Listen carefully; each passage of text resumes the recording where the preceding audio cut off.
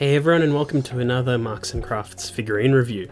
Today I'll be reviewing the Pop-Up Parade Kill la Kill Mako Mankanshoko from Kill la Kill. Now, Kill la Kill and pretty much anything Studio Trigger, some of my favourite shows, some of the most beautifully animated and crazy art styles you'll ever see in anime. And I love Kill la Kill especially, and I'm very glad that they did Mako as the first figure in this new line, and they will be doing Ryoko and most likely Satsuki.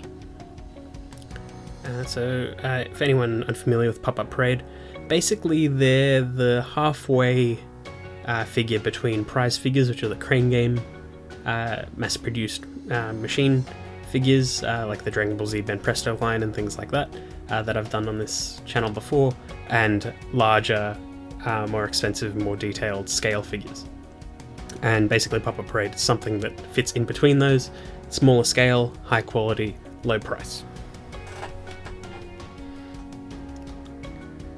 Now, I've only ever had like one or two Pop-Up Parades in the past, and they've been pretty good. I'm not a big fan of the hexagonal base, which is common amongst all of them, just because they look, I don't know, they don't really match the sort of style of the show or whatever that they're imitating. Like this Mako, it's this weird bright yellow, could have been maybe even kept the hexagon but done black with red lines through it or something like that.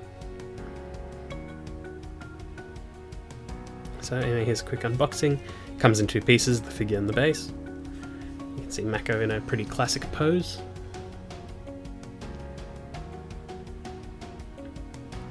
I'll just put it all together.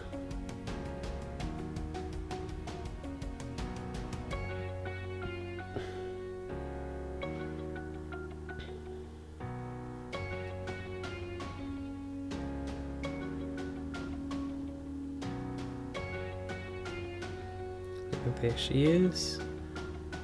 She's looking good. I will put her in my light box in a moment so you can see better lighting and better camera angles. But from front on, she looks good.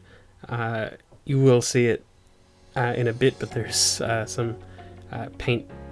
Oh, I hope it appears in the footage, but there are a few paint issues on her belly button and a few other areas. But generally front on, she looks fine.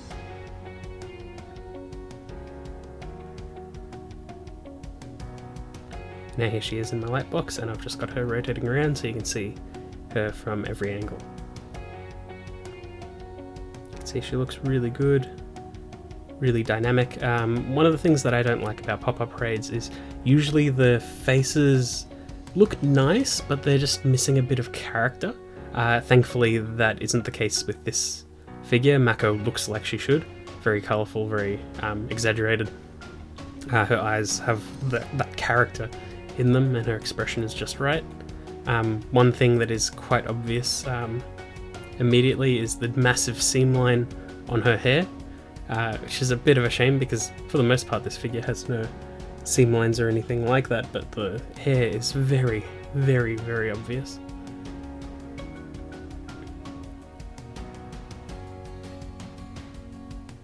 Now I'll just go through so you can see the seam line there, goes all the way around her head. I don't know if you can see, there's some paint errors on the back of her right arm.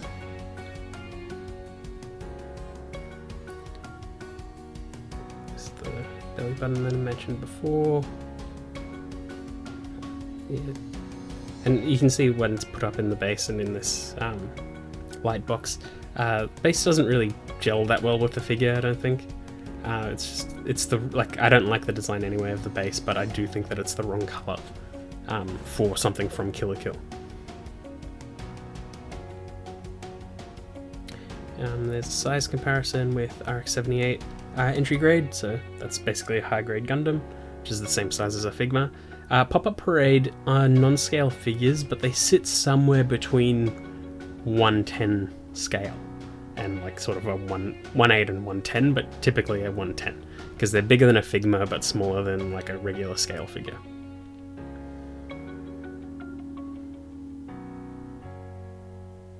Yeah, there's not a lot to say about it just because it is a static figure. It's mainly just pointing out a few errors, like the colours generally are pretty good. Like the sailor uniform, very well detailed. There's not a lot to it, which is part of the charm of the Killer Kill designs, for basic uniforms anyway. But also very, like, they have a simple color palette of a few striking colors. This is it, it's blue and white. You can see a few more paint issues. If they don't come up in the footage, I'll put up some images later, but I can't tell from just what I'm doing now.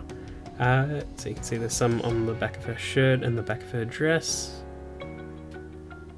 which is a bit of a shame. And I'm gonna just show you what she looks like with the light source moving around.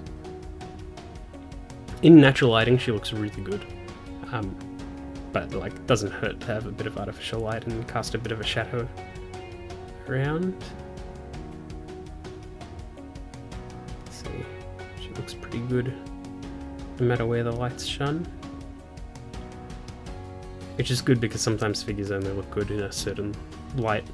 Like a lot of the Gundams and things like that, they tend to look really good from certain perspectives and things like that.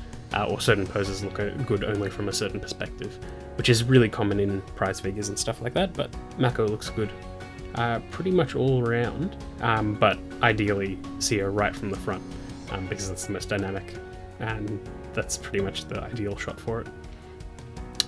But yeah, that's pretty much it. It is a good figure. From my experience with Good Smile Company in the past, generally they do have really good quality control and stuff like that. You wouldn't usually see paint errors or really any issues at all, even with cheap figurines. And the pop-up parades I've had in the past have been good. I haven't really noticed any issues at all. It's a shame that I can notice several issues in this, and it's pretty disappointing, really, because it's a company that's known for quality control and everything like that, and even if they are minor, it's still like, that's not on, really. I'm used to this company being the sort of cut above the rest, the gold standard and things like that, and it's just a bit disappointing. Even if the figure still looks really good, and you're not going to see those paint errors from the angle that you view it at, it's just disappointing that you know it's there. But at the end of the day, it is a cheap figure, it still does look good.